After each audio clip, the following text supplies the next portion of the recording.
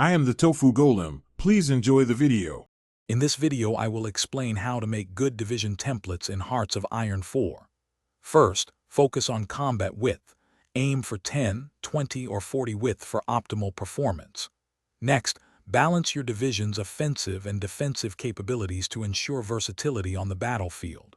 Always consider supply consumption, especially for larger armies, to avoid penalties. Finally, specialize your divisions for specific roles, like breakthrough or holding the line, to maximize their effectiveness.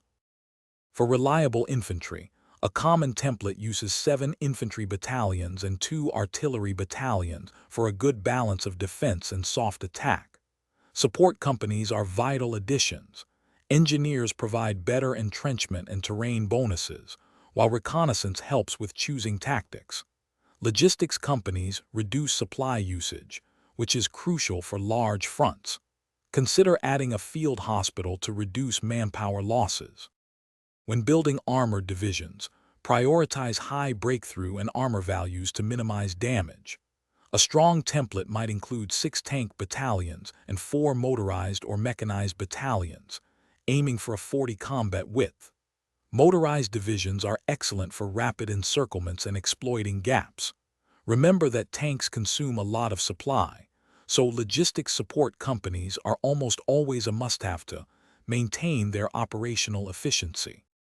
Achieving air superiority is paramount, as it provides significant ground combat bonuses and reduces enemy effectiveness. Your chosen military doctrine should heavily influence your division templates. For instance, Grand Battle Plan Doctrine favors defensive, entrenched units, while Superior Firepower Doctrine significantly boosts both attack and organization for your divisions.